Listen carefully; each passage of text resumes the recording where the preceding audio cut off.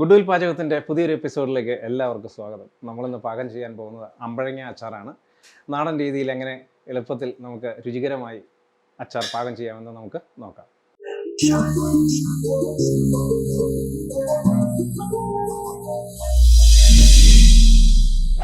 അച്ചാറിന് വേണ്ടിയിട്ടുള്ള ചട്ടി ചൂടായിട്ടുണ്ട്.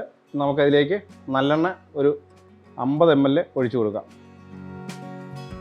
1 ടീസ്പൂൺ കടുകും കൂടി നമുക്ക് ചേർത്ത് കൊടുക്കാം.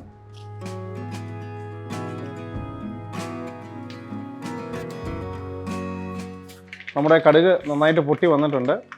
ഇനി നമുക്കതിലേക്ക് ഒരു വലിയ കഷ്ണം ഇഞ്ചി നീളത്തിൽ അരിഞ്ഞത് ചേർത്ത് കൊടുക്കാം. അതോടൊപ്പം നമുക്ക് കുറച്ച് വെളുത്തുള്ളികൾ ചേർത്ത് കൊടുക്കാം. നമ്മൾ ഇഞ്ചിയും വെളുത്തുള്ളിയും അല്പം കൂടുതൽ എടുത്തിട്ടുണ്ട്. കാരണം അമ്പഴങ്ങ അച്ചാറിന് ഇഞ്ചിയുടെയും വെളുത്തുള്ളിയുടെയും ഫ്ലേവർ ഒന്ന് മുന്നിൽ നിൽക്കുന്നത് നല്ലതാണ്. അതോടൊപ്പം നമുക്ക് കുറച്ച് ഉണക്കമുളകും കൂടി ഇട്ട് കൊടുക്കാം.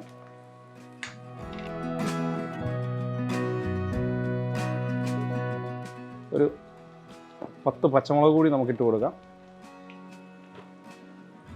നമ്മൾ കറിവേപ്പില കൂടി ചേർത്ത് കൊടുത്തിട്ടുണ്ട്.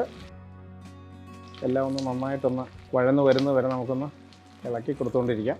നമ്മുടെ ഇഞ്ചി വെളുത്തുള്ളി പച്ചമുളക് എല്ലാം നന്നായി മൂത്ത് വഴന്ന് വന്നിട്ടുണ്ട്. ഇനി നമുക്ക് 1 ടീസ്പൂൺ മഞ്ഞൾപ്പൊടി ചേർത്ത് കൊടുക്കാം. 4 ടീസ്പൂൺ മുളക് പൊടി കൂടി നമുക്ക് ചേർത്ത് കൊടുക്കാം.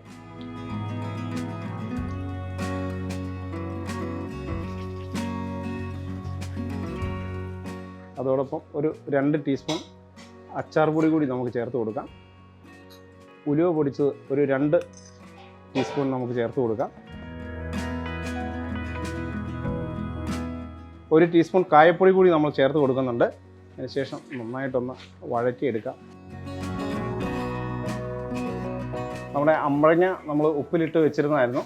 അതുകൊണ്ടാണ് നമ്മൾ അച്ചാർ ഉണ്ടാക്കാൻ പോകുന്നത്. ഇനി നമുക്ക് അമ്പഴങ്ങ നമ്മുടെ പൊടിയിലേക്ക് ചേർത്ത് കൊടുക്കാം.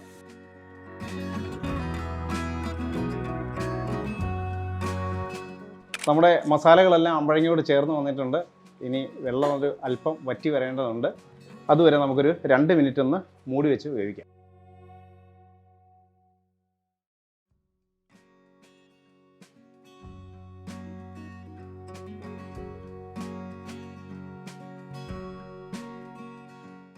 നമ്മുടെ അമ്പഴങ്ങ അച്ചാർ റെഡി ആയിട്ടുണ്ട്. അല്പം നല്ലെണ്ണ ഒഴിച്ച് നമുക്ക് വാങ്ങി വയ്ക്കാം.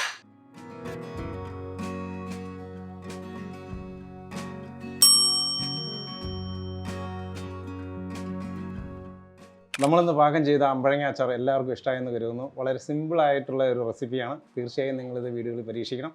അടുത്ത എപ്പിസോഡിൽ പുതിയൊരു നാടൻ ഐറ്റവുമായി വീണ്ടും കാണാം.